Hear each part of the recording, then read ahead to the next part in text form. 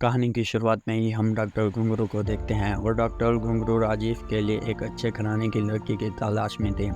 और राजीव एक शरीफ और जिम्मेदार इंसान था और एक दिन राजीव संजना नाम की लड़की को देखता है और संजना को देखते ही राजीव को पसंद आ जाती है। और दूसरी तरफ हम संजना के सौतेले भाई उदय शेट्टी को देखते हैं और उदय शेट्टी संजना की शादी अच्छे घराने में करवाना चाहते थे, लेकिन उनके क्रिमिनल बैकग्राउंड की वजह से संजना की कई पर भी शादी तय नहीं हो रही थी। और उदय का बेस्ट फ्रेंड और बिजनेस पार्टनर का नाम था सागर पांडे और मजनू भाई।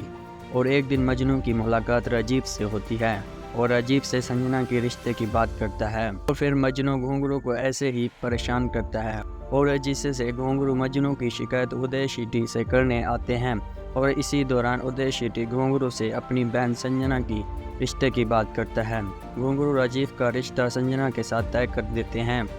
इसके बाद घुंगरू को ये पता चलता है कि उदय शेट्टी बड़ा डॉन है। घुंगरू और राजीव इस परेशानी की वजह से थोड़ा दिनों के लिए साउथ अफ्रीका चले जाते हैं और संजना भी वहां पर घूमने जाती है। और घुंगरू संजना को देखता है, उसे पता नहीं था कि उदय शेट्टी की बहन है।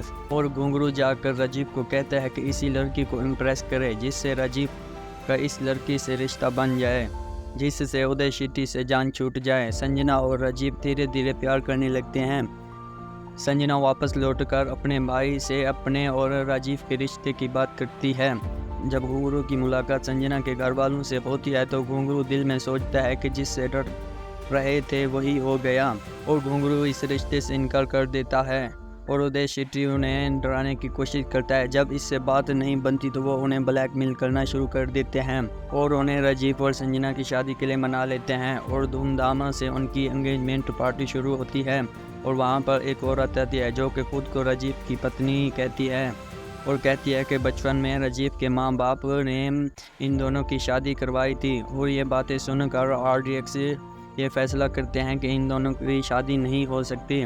और इसके बाद देखा जाता है कि ये सब घुंगरू का प्लान था। और जब राजीव को पता चलता है तो वो घुंगरू से बहुत गुस्सा होता है और घुंगरू कहता है कि मैं तेरी माँ से वादा किया था कि तुम्हारी शादी किसी क्रिमिनल खानदान से नहीं करवाऊंगा बल्कि एक शरीफ खानदान से करवाऊंगा। फिर राजीव और संजना कहते हैं कि अगर हम ये शहर छोड़कर दूसरे शहर में जाकर शादी कर लें तो फिर ठीक है।